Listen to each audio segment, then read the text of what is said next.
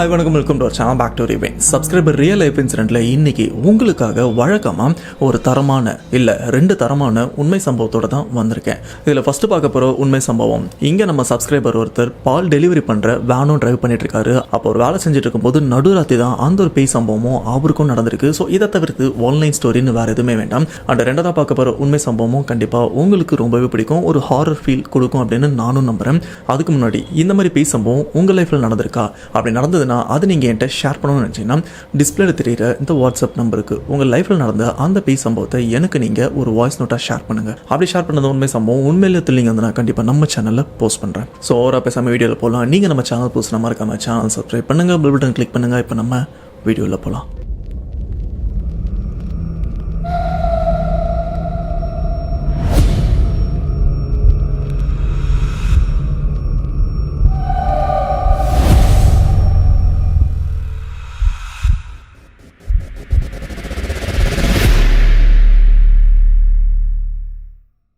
இந்த உண்மை சம்பவத்தை நமக்கு ஷேர் பண்ண சப்ஸ்கிரைபர், இவருடைய நேம் மாரி செல்வம். இவர் திருப்பூரையும் சேர்ந்தவர். ஆனால் இந்த பேய் சம்பவம் மாரி செல்வம் இவருக்கு தான் நடந்திருக்கு.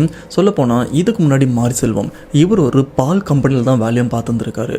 பட் அந்த பேய் சம்பவம் நடந்ததுக்கப்புறம் எப்பா இதுக்கப்புறம் இந்த வேலையே வேண்டாம், நைட் டைமில் இதுக்கு மேலே நான் வேலைக்கு போக மாட்டேன் அப்படின்னு இப்போது டே டைமில் தான் வேலைக்கும் போயிட்டுருக்காரு. அப்படி நைட் டைமில் மாரி செல்வம் இவருக்கு என்ன தான் நடந்தது? சரியா ஒரு வருஷத்துக்கு முன்னாடி மாரி செல்வம் அண்ட் அவரோட ஃப்ரெண்டு இவங்க 2 பேருமே பால் கலெக்ட் பண்ணி சேல் பண்ணுற ஒரு கம்பெனியில் தான் வேலையும் பார்த்துருந்துருக்காங்க. இதில் மாரி செல்வம் அண்ட் அவரோட ஃப்ரெண்டு இவங்க 2 பேருமே நைட் டைமில் போயிட்டு இந்த பால்லாம் நிறைய இடத்துல கறந்தும் வச்சுருப்பாங்க. எல்லாமே கொஞ்சம் பெரிய பெரிய கேனாக இருக்கும். ஒரு வேனில் போயிட்டு அந்த கேன் எல்லாத்தையுமே கலெக்ட் பண்ணிட்டு வர வேண்டியது தான் இவரோட வேலையாக இருந்துட்டு இருக்கு. அண்டு நார்மலாக இவரோட வேலை ரொம்பவே நார்மலாக தான் போயிட்டு இருந்திருக்கு, எந்த பிரச்சனையுமே இல்லை. ஆனால் அன்னைக்கு அந்த ஒரு சம்பவம் நடக்கிற வரைக்கும் எப்பயுமே மாரி செல்வம் அண்ட் அவரோட ஃப்ரெண்டு மோஸ்ட்டாக இவங்க 2 பேரும் தான் நைட் டைமில் இந்த பால் கலெக்ட் பண்ணுறதுக்கும் வேனில் போவாங்க. ஆனால் அன்னைக்கு ஒரு நாள் அவரோட ஃப்ரெண்டு வரல. அதுக்கு பதிலாக மாரி செல்வம் இவர் மட்டும் தான் நைட்டு அந்த வேனை எடுத்துட்டு எங்கெங்கெல்லாம் அந்த பால் கலெக்ட் பண்ணுமோ நைட்டு தனியாக இவரும் கலெக்ட் பண்ணிட்டு இருக்காரு. இப்படியே பால்லாம் கலெக்ட் பண்ணதுக்கப்புறம் திருப்பூரில் ஏதோ ஒரு ஏரியா பாளையம்னு முடியும். அந்த ஏரியாவை கிராஸ் பண்ணி வந்துட்டே இருக்கும்போது பார்த்தீங்கன்னா அங்கே ஒரு கோவிலும் இருக்கு. சும்மா அந்த இடத்துல லைட்டாக ஒரு ப்ரேயர் போட்டு அண்ட் அங்கேருந்து தாண்டி நல்லா முன்னாடி வந்துட்டு இருக்கும்போது பார்த்தீங்கன்னா மாரி செல்வம் இவருக்கு என்னாச்சு ஏதாச்சுன்னு தெரியல, திடீர்னு ஒரு விதமான பயம் இவருக்கும் வர ஆரம்பிக்குது. இது மட்டும் இல்லாமல் பயம் கலந்த ஒரு உணர்வும் இவருக்கு ஏற்பட மாரி செல்வம் கொஞ்சம் பயப்படவும் ஆரம்பிக்கிறாரு. சரி நம்ம கிளம்பிடலாம் அப்படின்னு இவரும் கண்டினியூவாக போயிட்டே இருக்கும்போது அப்படியே ஸ்ட்ரைட்டாக போயிட்டு ஒரு லெஃப்ட் எடுக்க வேண்டியிருக்கு போல இருக்கு. கரெக்டாக அந்த லெஃப்ட் திரும்பும்போது பார்த்தீங்கன்னா நடு ரோட்டில் யாரோ ஒருத்தவங்க நின்றுட்டும் இருக்காங்க. இப்படி ஆளு சடனாக நிற்கிறத பார்த்து இவரும் இதுக்கப்புறம் கொஞ்சம் மூவ் ஆனாலும் அவங்கள இடிச்சிரும் அப்படின்னு வண்டியை ஸ்டாப் பண்ணிவிட்டு அங்கேயே நிற்கிறாரு. அண்டு ஒரு 2-3 செகண்ட் ஒரு மாதிரி திகச்சு போய் வண்டிக்கு முன்னாடி நிற்கிற அந்த நம்பரையும் பார்க்குறாரு. அண்ட் ஆரம்பத்தில் மாரி செல்வம் இவரும் அங்கே ஏதோ ஒரு பெண் தான் இருக்காங்க அப்படின்னு நினச்சி இவரும் கொஞ்சம் நார்மலாக இருக்காரு. பட் கொஞ்சம் டீப்பாக பார்த்ததுக்கப்புறம் தான் இவருக்கே புரியுது அங்கே நிற்கிற அந்த பெண் உடம்பு ஃபுல்லாக மூஞ்சு முகரெல்லாம் பேர்ந்து ரத்தமும் ஊற்றிட்டு இருக்கு. ஸ்டார்டிங்கில் பார்க்கும்போது ஐயோ ஆக்சிடென்ட் ஆயிடுச்சு அப்படின்னு இவரும் நினச்சா. பட் அதுக்கப்புறம் தான் இவரும் பொறுமையாக ரியலைஸ் பண்ணுறாரு உண்மையிலே இங்கே நிற்கிறது பெண் தான், ஆனால் உயிரோடு இருக்கிற பெண் கிடையாது, இங்கே நிற்கிறது உண்மையிலேயே பேய் அப்படின்னு. இப்படி இந்த உருவத்தை பார்த்ததுக்கப்புறம் இவருக்கும் இதுக்கு அடுத்து வண்டியை மூவ் பண்ணணும் அப்படின்ற ஒரு எண்ணம் கூட போகல. அந்த ஒரு பயத்தில் அப்படியே திகச்சு போய் நின்றுட்டும் இருக்காரு. அப்போது இவருக்கு முன்னாடி நிற்கிற அந்த ஒரு உருவம் அப்படியே கையை நீட்டி அப்படின்னு கூப்பிடவும் ஆரம்பிக்குது. இதை பார்த்த மாரி செல்வம் இவருக்கும் என்ன பண்ணுறதுன்னு தெரியல, ஒருவேளை என்னதான் கூப்பிடுதோ அப்படின்னு இவரும் பயந்துருக்காரு. பட் அதுக்கப்புறம் அந்த பெண்ணோட உருவம் பேசவும் ஆரம்பிக்குது. எனக்கு அந்த வண்டியில் இருக்கிற பாலை கொடு, அப்படி அந்த வண்டியில் இருக்கிற பாலை கொடுக்காம நீ போயிட்டேன்னா உன்னை நான் கொல்ல வேண்டியிருக்கும் அப்படின்னு அந்த ஆன்மா இவரை மிரட்டவும் ஆரம்பிக்குது. இப்படி சடனாக கொடூரமான ஒரு உருவம் இந்த மாதிரி கேட்கும்போது இவருக்கு என்ன பண்ணுறதுன்னு தெரியல. அண்டு வண்டி பின்னாடி இருக்கிறது எல்லாமே பெரிய பெரிய கேன். அண்ட் எப்படியா இருந்தாலும் ஒரு கேன்லையும் பார்த்தீங்கன்னா 40-50 லிட்டர் பால் தேரும். இப்படி இந்த உருவம் கேட்குது அப்படின்லாம் பால்லாம் கொடுக்க முடியாது அப்படின்னு இவரும் யோசிக்க சடனாக என்ன பண்ணுறாருன்னா இவரோட ஃப்ரெண்டு ஒருத்தர் கூட வரல, தனியாக தானே போயிருக்காரு மாரி செல்வம். ஸோ அதனால் இங்கேருந்து ஃப்ரெண்டுக்கு கால் பண்ணி மச்சான் இந்த மாதிரி இருக்குடா அப்படின்னு ஒரு மாதிரி பயத்தோடு சொல்லிட்டு இருக்காரு. இப்படி இந்த உருவத்தை பார்த்து அதிர்ச்சியில் இந்த இடத்த விட்டு எப்படியாச்சும் கிளம்பலாம் அப்படின்னு வண்டியை ரேஸ் பண்ணி ஃபாஸ்ட்டாக மூவ் பண்ணலான்னு பார்த்தா வண்டி மூவ் ஆகிறதுக்குள்ளே சடனாக ஆஃப் ஆயிடுது. என்னடா இது வண்டி ஆஃப் ஆயிடுது அப்படின்னு இவரும் வண்டி ஸ்டார்ட் பண்ண ட்ரை பண்ணுறாரு. ஆனால் வண்டி சுத்தமாக ஸ்டார்ட் ஆகலை. இதில் ஹைலைட்டான விஷயம்னு பார்த்தீங்கன்னா அந்த வேனை வாங்கி கிட்டத்தட்ட 1 வாரத்துலேருந்து 1 மாதத்துக்குள்ளே தான் ஆகுது. புது வண்டி தான். ஸோ உடனே மாரி செல்வம் இவர் என்ன பண்ணுறாருன்னா வண்டியிலேருந்து இறங்காமல் அவரோட ஃப்ரெண்டுக்கும் கால் பண்ணி மச்சான் இது போல் ஒரு இடத்துல நான் மாட்டிட்டு இருக்கேன்டா, எனக்கு முன்னாடி ஒரு உருவமும் வந்துட்டு இருக்கு. அண்ட் வண்டி இங்கேருந்து ஸ்டார்ட் பண்ணி போயிடலான்னு பார்த்தா வண்டி ஆஃப் ஆயிடுச்சு. என்ன பண்ணுறது அப்படின்னு கேட்கும்போது, எது வண்டி ஆஃப் ஆயிடுச்சா, டே அது புது வண்டிடா, எப்படிடா ஆஃப் ஆகும் அப்படின்னு அவரும் கேட்க, தெரியலடா நானும் ஆன் பண்ணுறேன் ஆனால் வண்டி சுத்தமாக ஆன் ஆகலை அப்படின்னு அந்த சைடில் அவரும் புலம்பிட்டு இருக்காரு. இது மட்டும் இல்லாமல் முன்னாடி அந்த உருவம் நிற்கிறத பற்றி திரும்பவும் அந்த ஃப்ரெண்டுகிட்ட சொல்லும்போது, டேய் அந்த உருவமாடா முன்னாடி நிற்குது. இதுக்கு முன்னாடி கொஞ்ச நாளைக்கு முன்னாடி பார்த்தீங்கன்னா சேம் அதே வழியில் நான் நைட் டைமில் வரும்போது அந்த இடத்துல அதே உருவத்தை பார்த்தேன். அண்ட் அதுக்கப்புறம் அந்த பக்கம் நான் மோஸ்ட்டாக போகிறதில்ல. அண்ட் அந்த உருவத்தோட நடமாட்டமும் பெருசாக இல்லை அப்படின்னு தான் நானும் நினச்சேன். ஆனால் இப்போ அந்த உருவம் முன்னாடி தான் இருக்குது அப்படின்னு இந்த சைடில் ஃபர்ஸ்டே பார்த்து ஃபீல் பண்ண அந்த ஒரு ஃப்ரெண்டும் ஒரு பயத்தோட மாரி செல்வம் இவர்கிட்டையும் சொல்லிட்டு இருக்காரு. இதுக்கப்புறம் இந்த இடத்துல மாரி செல்வம் இவரோட இன்னொரு ஃப்ரெண்டும் இந்த இடத்துல வந்து ஜாயின் பண்ணிக்கிறாரு. அண்டு இங்கே பேய் இருக்குன்னு தெரியாமல் அவரும் மாரி செல்வம் கூட வர அண்ட் இருக்கிற அந்த பேயை பார்த்ததுக்கப்புறம் அந்த ஃப்ரெண்டும் பயங்கரமாக அலறவும் ஆரம்பிக்கிறாரு. இந்த சைடில் மாரி செல்வம் இவருக்கு என்ன பண்ணுறதுன்னு தெரியல. இந்த சைடில் ஃப்ரெண்டு பயந்துருக்கிறத பார்த்து நான் அவனை சமாளிப்பேனா இல்லை இந்த வண்டியை நான் ட்ரைவ் பண்ணணும் அப்படின்னு இவரும் பயந்துட்டே இருக்க. அப்போ தான் மாரி செல்வம் ஒரு விஷயத்தையும் யோசிக்கிறாரு. இப்போ ஒரு கோவிலை தாண்டி தான் இந்த இடத்துக்கு வந்திருப்பாரு. உடனே அந்த கோவிலில் இருக்கிற அந்த கடவுளையும் நினச்சி நல்லா ப்ரே பண்ணிட்டு அந்த வண்டியை ஸ்டார்ட் பண்ணும்போது சடனாக வண்டியும் ஸ்டார்ட் ஆயிருது. இதுக்கப்புறம் இங்கே இருக்கக்கூடாது அப்படின்னு அந்த உருவத்தை தாண்டி இந்த ஏரியா விட்டும் கிளம்பி வீட்டுக்கும் போயிடுறாங்க. இப்படி வீட்டுக்கு போன உடனே மாரி செல்வம் அவங்க அம்மாகிட்ட, அம்மா நைட்டு வரும்போது இந்த மாதிரி ஒரு உருவத்தை பார்த்தோமா, எனக்கு என்ன பண்ணுறதுன்னு தெரியல, ரொம்பவே பயந்துருக்கேன் அப்படின்னு சொல்லும்போது மாரி செல்வம் அவர் அதற்காக கூப்பிட்டு போகிறாங்க. அந்த கூப்பிட்டு போனதுக்கப்புறம் அங்கே இருக்கிற பாய் மாரி செல்வம் இவருக்கு மந்திரிச்சும் விடுறாங்க. இப்படி மந்திரிச்சு விட்டது மட்டும் இல்லாமல் ஒரு கயிறை கையிலையும் கட்டி விடுறாங்க. தம்பி நீ நைட்டு வேலைக்கு போகிறேன் அண்ட் மறுபடியும் நீ அதே வழியில் போயிட்டு வர மாதிரி தான் இருக்கும், இதை சேஃப்டியாக கையில் கட்டிடு, இது இருக்கிற வரைக்கும் உனக்கு எந்த பிரச்சனையுமே இருக்காது அப்படின்னு சொல்கிறாங்க. அதுக்கேற்ற மாதிரி மாரி செல்வம் அந்த கயிறை கட்டிட்டு அதுக்கு அடுத்தடுத்த நாள் வேலைக்கும் போகிறாரு. எந்த பிரச்சனையுமே இல்லை, ரொம்பவே நார்மலாக இருக்காரு. இப்படி வேலையெல்லாம் முடிச்சுட்டு மாரி செல்வம் இவரும் வீட்டில் நைட்டு தூங்கிட்டு இருக்காரு. அப்படி தூங்கிட்டு இருக்கும்போது யாரோ ஒருத்தவங்க மாரி செல்வம் இவரை இங்கே வா வெளியில் வா வெளியில் வா அப்படின்னு கூப்பிடுற மாதிரியும் இவருக்கும் கேட்குது. இவருக்கு மட்டும்தான் கேட்குது. எந்திரிச்சும் பார்க்குறாரு. பக்கத்தில் படுத்துருந்த அம்மா எல்லாருமே ரொம்பவே நார்மலாக இப்படிப்பட்ட ஒரு சத்தம் கேட்காத மாதிரி படுத்துட்டு இருக்காங்க. அது மாரி செல்வம் இவருக்கு மட்டும் தான் கேட்குதுன்னு தெரிஞ்சவொடனே ஓகே நமக்கு தெரிஞ்சவங்க யாராச்சும் வந்திருக்காங்களா அப்படின்னு இவரும் எந்திரிச்சு வாசல் வரைக்கும் போகிறாரு. அண்டு கதவை திறந்து பார்க்கும்போது இவங்க வீட்டுக்கு வெளியில் கிட்டத்தட்ட 6 அடிக்கு உயரமாக இருக்கிற ஒரு பெண்ணோட உருவமும் நின்றும் இருக்குது. அண்டு மாறி இவருக்கும் கிளியராக தெரியுது அங்கே பார்த்த அந்த பெண்ணோட உருவம் தான் இப்போ ஃபாலோ பண்ணி நம்ம வீடு வரைக்கும் வந்திருக்கு. ஆனா நம்ம தான் தர்காக்கெல்லாம் போயிட்டு மந்திரிச்சு கையில தாயத்தெல்லாம் கட்டிட்டு வந்துட்டுமே, அட நடுவுலயும் எந்த பிரச்சனையுமே இல்லை, இப்போ எப்படி இது வந்தது அப்படின்னு யோசிச்சுட்டு அப்படி கையை பார்க்கும்போது தான் இத்தனை நாள் கட்டிட்டு இருந்த அந்த தாயத்து எப்படி கழுண்டு எங்கே விழுந்தது அப்படின்னு கூட தெரியல. இப்படி ஒரு விஷயம் இவர் கையில் இல்லைன்னு தெரிஞ்சதுக்கப்புறம் தான் அந்த ஆன்மாவால் இவரை ஃபாலோ பண்ணிட்டு இவர் வீடு வரைக்கும் வந்து இவரை தொந்தரவு பண்ணவும் ஆரம்பிக்குது. உடனே கதவை சாத்திட்டு மாறி அவங்க அம்மாயிட்டே வராங்க. அம்மா அம்மா என்னை தேடிட்டு அந்த உருவம் வீடு வரைக்கும் வந்துருச்சுமா, ரொம்பவே பயமாக இருக்குது அப்படின்னு சொல்லும்போது அம்மா இவங்களுக்கும் சீரியஸ்னஸ் புரியுது. அண்டு பையனை கொஞ்சம் சாந்தப்படுத்துறதுக்காக சரிப்பா அதெல்லாம் ஒன்றும் இல்லை சரியாயிடும் அப்படின்னு மாறி அவரை கொஞ்சம் சமாதானப்படுத்திட்டும் இருக்காங்க. இப்படி அந்த நைட்டு எந்த பிரச்சனையுமே இல்லை. அண்டு மறுபடியும் வேலைக்கு போகணும். பட் வேலைக்கு போகிறதுக்கு கொஞ்சம் பயமாக இருந்துட்டு இருக்கு. ஸோ இதனால் அம்மா கிட்ட ஒரு விஷயத்த சொன்னதுக்கப்புறம் அம்மா வீட்டிலே ப்ரே பண்ணி ஒரு சில பொருள்லாம் கொடுத்து அனுப்புகிறாங்க. இந்தப்பா இந்த வண்டியில் வச்சுக்கோ எந்த பிரச்சனையுமே வராது அப்படின்னு சொன்னதுக்கப்புறம் இவரும் அம்மா கொடுத்த அந்த பொருளை வண்டியில் வச்சுட்டு இவரோட வேலையும் பார்க்குறாரு. அன்னைக்கு இவர் நினச்ச மாதிரி எந்த பிரச்சனையுமே இல்லை, ரொம்பவே சுமூகமாக தான் இருந்துட்டு இருக்கு. பட் இதுக்கு முன்னாடி வண்டியை மறைச்சிட்டு இருந்த அந்த ஒரு ஆன்மா இப்போ வண்டியெல்லாம் மறைக்காம டைரெக்டாக இப்போ தான் மாரி செல்வம் இவரோட வீடு எங்கே இருக்குன்னு தெரிஞ்சிச்சுல, இவரை ஃபாலோ பண்ணிட்டு டெய்லி இவங்க வீடு வரைக்கும் வர ஆரம்பிச்சிருச்சு. இப்படி வீட்டு வரைக்கும் வந்ததுக்கப்புறம் அம்மா இவங்களும் என்ன பண்ணுறாங்கன்னா ஓகே ஃபஸ்ட்டு நம்ம பண்ண விஷயம் ஓரளவுக்கு ஒர்க் அவுட் ஆகுது. அதாவது ஒரு சில மந்திரிச்ச பொருளை வந்து நம்ம பையன்கிட்ட கொடுத்து வண்டியில் வைக்க சொன்னோம், அதனால அந்த பிரச்சனையும் இல்லை. சேம் இப்போ அதே மாதிரி ஒரு சில விஷயத்தை வந்து நம்ம வீட்டு வாசலில் கட்டி வைக்கலாம் அப்படின்னு வீட்டு வாசல்லையும் கட்டி வைக்கிறாங்க.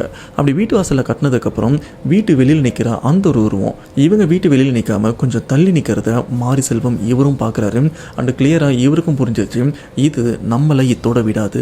அண்டு டே பை டே போக போக அதோட கோவம் கொஞ்சம் கொஞ்சமாக அதிகமாகிறத இவரும் உணர ஆரம்பிக்கிறாரு. ஏன்னா ஏதோ ஒரு விதத்தில் அந்த ஆன்மா இவரை நெருங்கிறத இவர் தடுத்துட்டே இருக்காருல்ல, ஸோ அதனாலே அந்த ஆன்மாவுக்கு கொஞ்சம் கோவம் அதிகமாயிட்டும் இருக்கு. இந்த சைடில் மாறி இவருக்கு மட்டும் தான் பிரச்சனை அப்படின்னு கேட்டீங்கன்னா அன்னைக்கு மாறி இவரு கூட ஒரு ஃப்ரெண்டு ஒருத்தர் வந்தார்ல, அவர் பேர் ராஜேஷ். அவருக்கும் சேம் அதே மாதிரி பிரச்சனை வீட்லையும் நடக்க ஆரம்பிக்குது.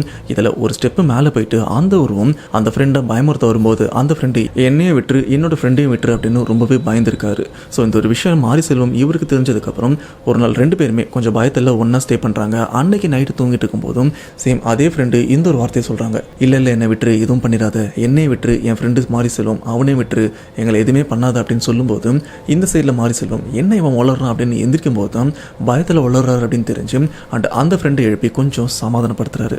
டேய் என்னாச்சுரா ஏன் வளர்ற அப்படின்னு கேட்கும்போது இல்லை மச்சான் நைட்டு தூக்கத்தில் வந்து அந்த பேய் நம்ம 2 பேரையும் வந்து கொல்ற மாதிரி கனவு வந்தது. ஸோ அதனால தான் நம்மளை விட்டுரு அப்படின்னு சொல்லி அதுக்கிட்டையும் கெஞ்சிட்டு இருந்தேன். ஆனால் அதுக்குள்ளே நீ எழுப்பிட்டேன். அப்புறம் தான் தெரியுது இது ஒரு கனவு அப்படின்னு. இப்படியே அந்த நைட்டும் போது அப்படியே பொழுது விடியுது. அந்த நாள் பார்த்தீங்கன்னா மாரிசெல்வம் இவருக்கு பர்த்டே. ஸோ இதனால் அந்த பர்த்டேவை செலிப்ரேட் பண்ணுறதுக்காக மாரிசெல்வம் கூட இருக்கிற அந்த ஃப்ரெண்டு அவங்க ஊரில் ஒரு அம்மன் கோவிலும் இருந்துட்டு அந்த கோவிலுக்கு போயிட்டு நல்லா ப்ரே பண்ணுறாங்க. அண்டு அந்த கோவிலில் இருந்துட்டு இருக்கும்போதும் அந்த உருவம் இவங்களை தேடி இவங்க நம்ம இருக்கிற அந்த கோவில்கிட்டையும் வந்துடுது. பட் கோவில் இருக்கிறதுனால அந்த உருவத்தால் இந்த கோவில் இருக்கிற இந்த இடத்த நெருங்கவும் முடியல. இந்த ஒரு விஷயத்தை இவங்களும் பார்க்குறாங்க. அண்ட் ரொம்ப நேரமாக கோவிலில் தான் இருந்திருக்காங்க. எவ்வளோ நேரம் இங்கே இருக்கிறது அப்படின்னு இந்த கோவிலில் பின்னாடி ஒரு வழியும் இருக்குது. அந்த வழியாக வெளியிலேயே வந்துடுறாங்க. ஆனால் அந்த கோவிலை தாண்டி அந்த பேயால் வரவும் முடியல. இந்த ஒரு விஷயம் இவங்களால கிளியராக உணர முடியுது. இப்படி அந்த கோவில் கொஞ்சம் தள்ளி பார்த்தீங்கன்னா ஒரு காடு மாதிரியான இடமும் இருக்குது. அந்த இடத்துல கொஞ்சம் டைம் ஸ்பெண்ட் பண்ணிட்டும் இருக்காங்க. பட் அந்த இடத்துல அந்த காட்டுக்குள்ளே பார்த்தீங்கன்னா பேய்கள் நடமாட்டம் அதிகமாக இருக்கிறதா இவங்க நிறைய தடவை கேள்விப்பட்டிருக்காங்க. ஆனால் ஒரு தடவை கூட பார்த்ததில்லை. இப்படி இந்த இடத்துல நடக்கிறது எல்லாமே ஒரு வதந்தி அப்படின்னு நினைச்சிட்டு இருந்த மாரிசெல்வம் அண்ட் அவரோட ஃப்ரெண்டான ராஜேஷ் இவங்க 2 பேருமே அந்த காட்டுக்கிட்ட உட்காந்துட்டு இருக்கும்போது கொஞ்சம் தூரத்தில் ஹஸ்பண்ட் ஒய்ஃப் 2 பேருமே நடந்து வராங்க. இந்த ஒரு விஷயத்த இவங்களும் பார்க்குறாங்க. அண்ட் இவங்களை சுற்றி ஆளுங்க இருக்கிறதுனால இவங்களுக்கும் பெருசாக பயம் இல்லை. பட் அந்த ஹஸ்பண்ட் அண்ட் ஒய்ஃப் கொஞ்சம் கொஞ்சமாக கிட்ட வர தான் இவங்களுக்கும் தெரியுது உண்மையிலே இது நம்ம ஊரை சேர்ந்தவங்க இல்லைடா, இது பேய் அப்படின்னு. ஏன்னா கிட்ட வர அந்த உருவத்தோட ஹைட்டு பார்த்தீங்கன்னா ரொம்பவே அதிகமாகிறத இவங்களால பார்க்க முடியுது. இதில் அந்த ஆளோட உருவம் ரொம்பவே கோரமாக இருந்ததை மாரிசெல்வம் அண்ட் அந்த ஃப்ரெண்டு இவங்க 2 பேருமே பார்த்து மிரளவும் ஆரம்பிக்கிறாங்க. இப்படி அந்த உருவத்தை பார்த்துட்டு இருக்கும்போது சடனாக இந்த நாய்ங்கெல்லாம் எங்கே இருந்ததுன்னு தெரியல, திடீர்னு அங்கே இருக்கிற நாய்ங்க எல்லாமே ஒரு மாதிரி ஊழ விடவும் ஆரம்பிக்குது அண்ட் பயங்கரமாக குலைக்கவும் ஆரம்பிக்குது. இதை ஃபீல் பண்ண மாரிசெல்வம் ரமேஷ் இவங்க 2 பேருமே டெய் இதுக்கப்புறம் நம்ம இங்கே இருக்க வேண்டாம், இந்த இடத்த விட்டு எப்படியாச்சும் தப்பிச்சிடலாம் அப்படின்னு 2 பேருமே அந்த இடத்த விட்டு ஓடவும் ஆரம்பிக்கிறாங்க. அண்ட் அந்த சமயம் இவங்களுக்கு லக் இருந்தது போல இருக்கு. ஸோ இதனால தான் அந்த கோவில்கிட்ட இருந்த அந்த பேய்கிட்டையும் அண்ட் இங்கே இருந்த இங்கே ஹஸ்பண்ட் ஒய்ஃப் 2 பேய்கிட்ட இருந்து எப்படியோ தப்பிச்சு சேஃபாக வீட்டுக்கும் போயிடுறாங்க. இப்படி அவரோட பர்த்டேவா அவங்க ஏரியாவில் ரொம்பவே சேஃபாக செலிப்ரேட் பண்ணுறாங்க. அண்ட் அப்படியே நைட்டும் வருது. கொஞ்ச நேரம் தூங்கிட்டு அண்ட் அதுக்கப்புறம் வழக்கம் போல் பால் வேலைக்கும் போகிறாரு. அண்ட் வேன் எடுத்துகிட்டு எங்கெங்கெல்லாம் அந்த பாலை கலெக்ட் பண்ணணுமோ அந்த ஏரியாக்கெல்லாம் போயிட்டு பாலை கலெக்ட் பண்ணிட்டும் இருக்காரு. இப்படி கலெக்ட் பண்ணிட்டு அங்க இருக்கிற அந்த கோவில்லாம் தாண்டி போயிட்டே இருக்கும்போது அந்த ஒரு லெஃப்ட் வரும்ல, அந்த லெஃப்ட் டர்ன் பண்ணும்போது அந்த உருவம் இருக்குமோன்ற ஒரு பயத்தோட தான் போறாரு. ஆனா அங்க அந்த உருவமும் இல்லை. எப்பட இந்த பிரச்சனை இல்லை அப்படின்னு இந்த இடத்தெல்லாம் தாண்டி போயிட்டே இருக்காரு. இன்னொரு இடத்துல வண்டி பெண்ட் பண்ணும்போது பார்த்தீங்கன்னா ரோட்ல ஒருத்தவங்க நிற்கிறாங்க, லிஃப்ட்டும் கேட்குறாங்க ஒரு பெண். இதை பார்த்த உடனே இவரும் என்ன இந்த நேரத்தில் நிற்கிறாங்க, சரி உதவி பண்ணலாம் அப்படின்னு கிட்ட போயிட்டு எனக்கு அந்த டைம்ல இங்கே நிற்கிறீங்க, எங்க போகணும் என்ன வேணும் அப்படின்ற மாதிரி கேட்க எனக்கு அந்த வண்டியில் இருக்கிற பால் வேணும் அப்படின்னு கேட்கும்போது மாரிசெல்வம் இவருக்கும் புரிஞ்சிருச்சு, அடடா அங்க நிக்கிற அந்த உருவம் இப்போ ரொம்பவே சாதாரண உருவத்துல, அது ஒரு சாதாரண பெண் உருவத்துல இப்ப இங்க நின்றுருக்கா அப்படின்னு இவரு பயப்பட ஆரம்பிக்கிறாரு. அண்ட் இந்த ஒரு விஷயம் மாரிசெல்வம் இவருக்கு மட்டும் நடக்கல, அந்த ஏரியால இருக்கிற நிறைய பேர் அந்த இடத்துல இருக்கிற அந்த பெண்ணோட உருவத்தை பார்த்துருக்காங்க. அண்ட் அதுக்கப்புறம் இந்த உருவம் இந்த பேய் எதுக்கு இங்க நின்றுருக்கு, என்ன பின்னணி அப்படின்னு அங்க இருக்கிற எல்லாருமே விசாரிக்கும் போதுதான் ஒரு விஷயமும் தெரிய வருது. அங்க இருக்கிற இது ஒரு பெண் ஒரு பிரச்சனையால அவங்க ஏரியால இருக்கிற ஒரு பெரிய கிணத்துல குதிச்சு தற்கொலை பண்ணி இறந்தும் போயிட்டு இருக்காங்க. அப்படி இறந்ததுல இருந்து அந்த ஆன்மா தான் அந்த ஏரியா ஃபுல்லாக சுற்றி நிறைய பேரை நைட் டைமில் பயமுறுத்திட்டு இருக்கிறது எல்லாருமே பார்த்துருக்காங்க. அண்ட் நிறைய பேர் பயந்து அதனாலேயும் அந்த ரூட்டில் மோஸ்ட்டாக ட்ராவல் பண்ணுறதில்ல நைட் டைம் மட்டும். இது மட்டும் இல்லாமல் இந்த விஷயம் தெரிஞ்சதுக்கப்புறம் எல்லாருமே நைட் டைமில் அங்கே பிரச்சனை இருக்குது, ஸோ அந்த ரூட்டில் போகிறவங்க கொஞ்சம் கேர்ஃபுல்லாக போங்க, அதுக்கப்புறம் உங்கள் இஷ்டம்னு சொல்லி இந்த ஒரு விஷயத்தையும் பரப்பி விடுறாங்க. இந்த ஒரு விஷயம் மாரிசெல்வம் இவருக்கும் தெரிய வர அண்டு மாரிசெல்வம் இப்போ தான் யோசிக்கிறாரு, ஓகே யாராச்சும் இறந்து போயிட்டு இந்த மாதிரி பேயா சுற்றிட்டு இருந்தால் கண்டிப்பாக அவங்களுக்கு ஏதாச்சும் ஒரு ஆசை இருக்கும், அதை நம்ம நிறைவேற்றணும்னா அவங்களோட ஆன்மா சாந்தி அடைஞ்சிடும் அப்படின்னு இவரும் கொஞ்சம் யோசிக்கிறாரு. ஆனால் அந்த ஆன்மாவோட ஆசை என்ன, அதுக்கு என்ன வேணும்னு அப்படி தெரிஞ்சுக்கிட்டேன்னா நாம் அதை பண்ண ட்ரை பண்ணலாம் அப்படின்னு இவரும் அதுக்கான ஸ்டெப்ஸ் எடுக்கிறாரு. இது மட்டும் இல்லாமல் அந்த ஆன்மாவோட தொல்லை தாங்க முடியாமல் ஒரு சில பேர் முன் வந்து அந்த ஆன்மாவை இங்கேருந்து துரத்துறதுக்காக ஒரு மாந்திரிகரையும் பார்க்குறாங்க. இப்போ இந்த இடத்துல மாரிசெல்வம் இவரும் இருக்கு. அண்ட் அந்த இடத்துல பூஜைலாம் பண்ணி அந்த ஆன்மாவையும் வர வைக்கிறாங்க.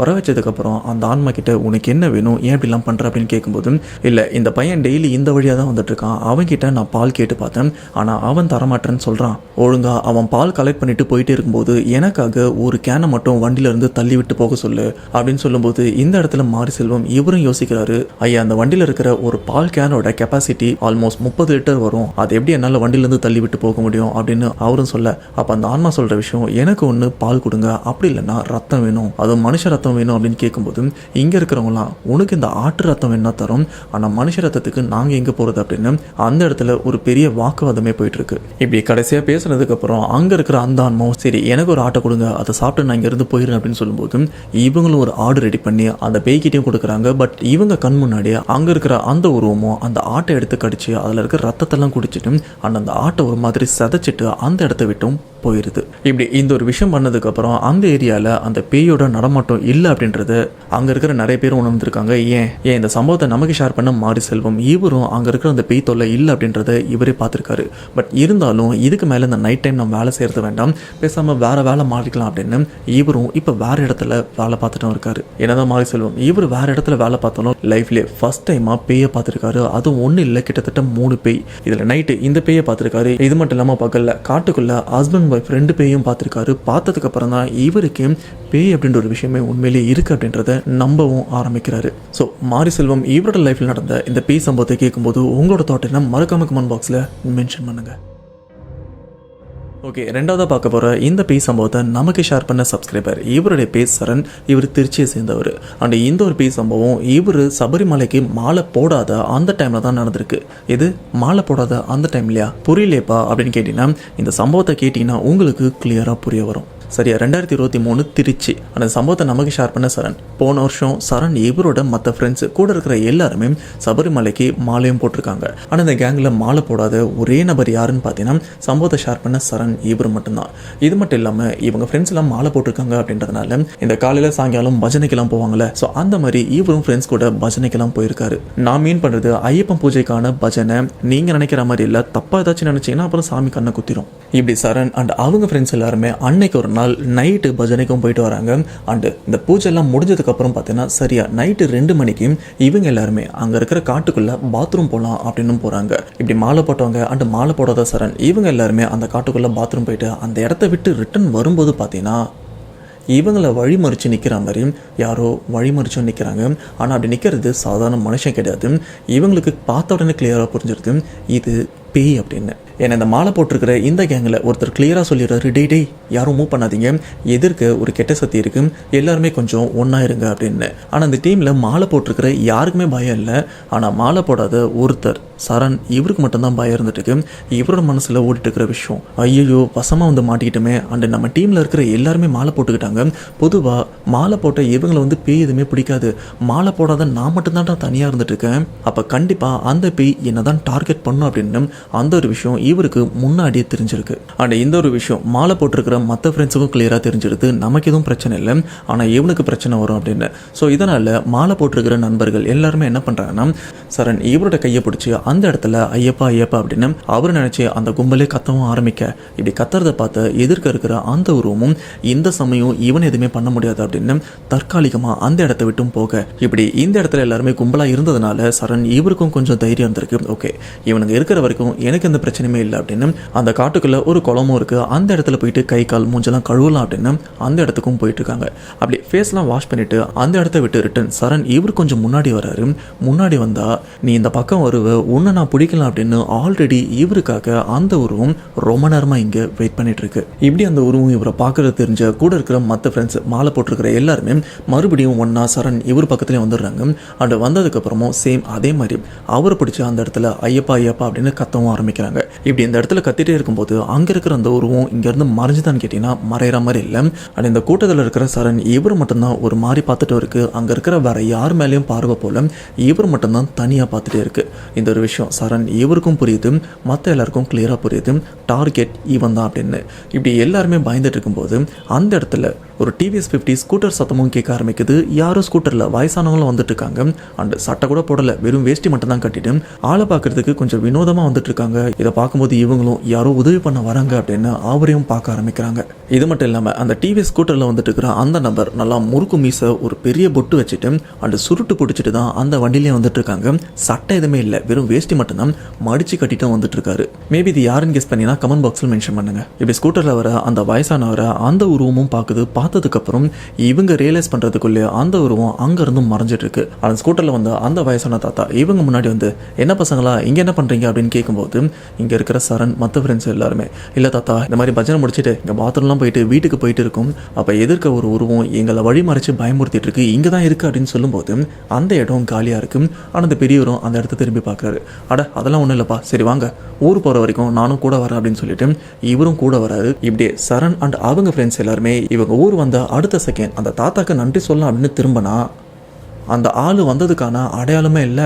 அண்ட் அந்த ஸ்கூட்டரையும் காணோம். இங்கே இருக்கிற எல்லாருமே செம்ம ஷாக் ஆகுறாங்க. எப்படா இவ்வளோ தூரம் வந்த அந்த தாத்தா ஆளை காணும், ஆனால் அந்த ஸ்கூட்டரும் எங்கே போச்சு அப்படின்னு ஒரு மாதிரி பயந்தும் இருக்காங்க. சரி இதுக்கப்புறம் ஆராய்ச்சி பண்ண வேண்டாம், டேரெக்டாக வீட்டுக்கு போயிடலாம் அப்படின்னு எல்லாருமே வீட்டுக்கும் போயிடுறாங்க. இப்படியே நீங்கள் நைட்டு தூங்கிட்டு இருக்காங்க. அப்படியே பொழுதும் விடியுது. பொழுது விடியும் போது சரண் இவருக்கு பயங்கர குளிர் ஜுரமும் அடிக்குது. அந்த வீட்டில் இருக்கிறவங்களே யோசிக்கிறாங்க, என்னடா நேற்றுலாம் நல்லா தான் இருங்க, இன்னைக்கு என்ன இவ்வளோ ஜுரம் அடிக்குதுன்னு கேட்கும்போது இவங்க மாலை போட்டுக்கிற ஃப்ரெண்ட்ஸ் ஒரு சில பேர் வீட்டுக்கும் வராங்க. இல்லைம்மா நேற்று நைட்டு நாங்கள் பஜனை முடிச்சுட்டு வீட்டுக்கும் வரோம், அப்போ வழியில் ஒரு உருவத்தை பார்த்து பயந்தோம், அதனால தான் இவனுக்கு ஜுரம் வந்திருக்கு அப்படின்னு சொல்லும்போது வீட்டில் இருக்கிறவங்களும் கொஞ்சம் பதறாங்க. ஆனால் இந்த ஒரு விஷயம் பேசிட்டே இருக்கும்போது இங்கே இருக்கிற ஒரு ஃப்ரெண்டு உடம்புல கருப்பசாமியும் வராரு. வந்துட்டு இவனை ஒழுங்கா என்னோட இடத்துக்கு கூட்டுவாங்க அப்படின்னு சொல்கிறாங்க. அதாவது அவரோட கோயிலுக்கு கூட்டு வர சொல்லியிருக்காங்க. இதனால் சரண் அவங்க குடும்பமே அவரை கூட்டிட்டு கருப்பசாமி கோயிலுக்கும் போகிறாங்க. இப்போ எல்லாருமே கருப்பசாமி கோவிலையும் இருந்துட்டு இருக்காங்க. ஆனால் அந்த கோவில் போனதுக்கப்புறம் கூட அந்த மாலை போட்டிருக்கிற ஒரு நபர் மேலே கருப்பசாமியும் வராரு. அது வந்ததுக்கப்புறம் இங்கே வா அப்படின்னு சரண் அண்ட் அவங்க அப்பா அம்மையும் கூப்பிடுறாங்க. இந்த ஒரு விஷயத்தை பார்த்தா அதிர்ச்சியில் சரண் இவங்களோட அக்கா மயக்கம் போட்டு கீழே விழுந்துடுறாங்க.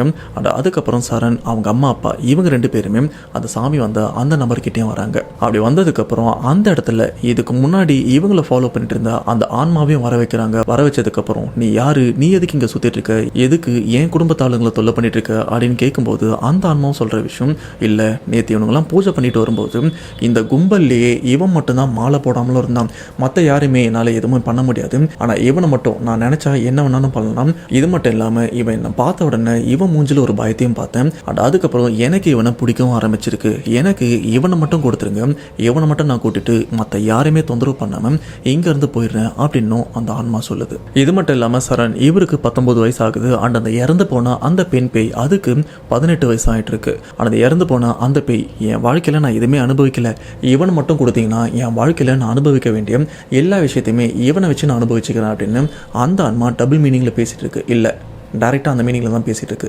ஆனால் இங்கே இருக்கிற கருப்புசாமி அதுக்கெல்லாம் அலோவ் பண்ண முடியாது, நான் யாருன்னு தெரியல, வேட்டை கருப்பேன், நான் நினச்சேன்னா உன்னை என்ன வேணாலும் பண்ணணும் அப்படின்னு சொல்லும்போது அங்கே இருக்கிற அந்த ஆன்மாவும் பயந்து சரி இதுக்கு மேலே நான் இவனை தொல்லை பண்ண மாட்டேன் அப்படின்னு சொல்லிட்டு இந்த இடத்த விட்டும் போயிருது.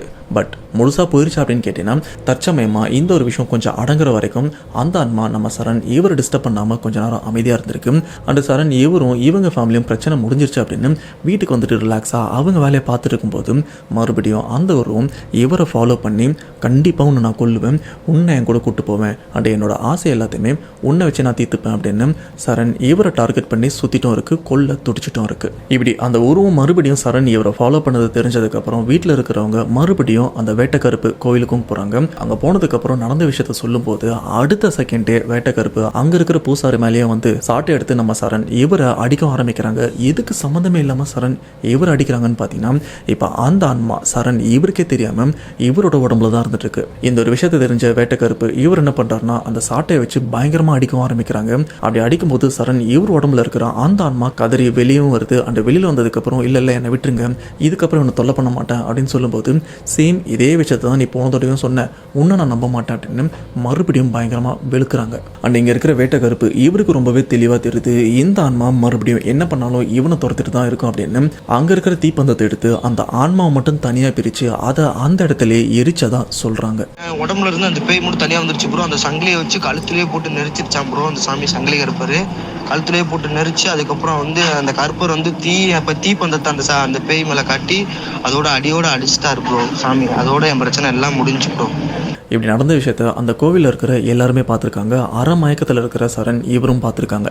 ஏன்னா இவர் உடம்புல இருந்து அந்த ஆன்மா வெளியில் வந்ததுக்கப்புறம் இவரும் கொஞ்சம் டயர்டாக ஃபீல் பண்ணியிருக்காங்க.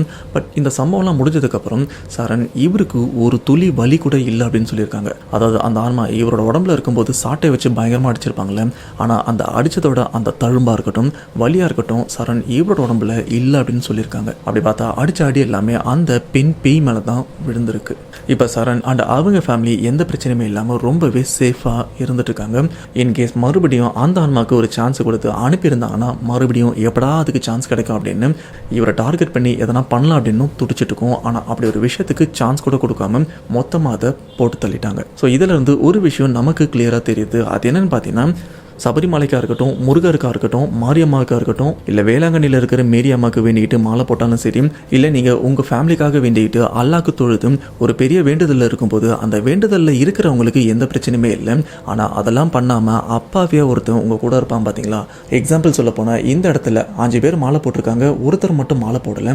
ஆனால் மாலை போட்டவங்களுக்கு எந்த பிரச்சனையுமே இல்லை, மாலை போடாத ஒருத்தர் தான் அந்த ஆன்மா டார்கெட் பண்ணியிருக்கு. ஸோ இது போல் நீங்களும் இந்த மாதிரி பர்சன் கூட கும்பலாக வெளியில் போகும்போது நீங்கள் மட்டும் தனியாக ஃபீல் ஆனீங்கன்னா கண்டிப்பாக அந்த ஆன்மா உங்களை தூக்குமோ என்னவோ, தூக்கிறதுக்கும் நிறையவே வாய்ப்பு இருக்குது. அதுக்கான ஒரு எக்ஸாம்பிள் சரண் ஈவரோட லைஃப்பில் நடந்த இந்த உண்மை சம்பவம். ஸோ சரண் ஈவரோட லைஃப்பில் நடந்த இந்த பேய் சம்பவத்தை கேட்கும்போதும் உங்களோட தாட் என்ன மறக்காம கமெண்ட் பாக்ஸில் மென்ஷன் பண்ணுங்கள். அவ்வளோதான் மக்களே, வீடியோவை மறக்காமல் இந்த வீடியோக்கு ஒரு லைக் பண்ணுங்கள். அண்ட் இந்த வீடியோ பற்றி உங்களுடைய வேல்யூபிளான கமெண்ட்ன்றது வந்து மறக்காமல் கமெண்ட் பாக்ஸில் மென்ஷன் பண்ணுங்கள். அண்டு நம்ம சேனல் ப்ளஸ் இந்த வீடியோ உங்கள் ஃப்ரெண்ட்ஸ் அண்ட் ஃபேமிலிக்கு எந்த அளவுக்கு நீங்கள் ஷேர் பண்ண முடியுமோ அதுக்கேற்ற மாதிரி ஷேர் பண்ணால் மட்டும்தான் நம்ம சேனல் நிறைய பேருக்கு ரீச் ஆகும்.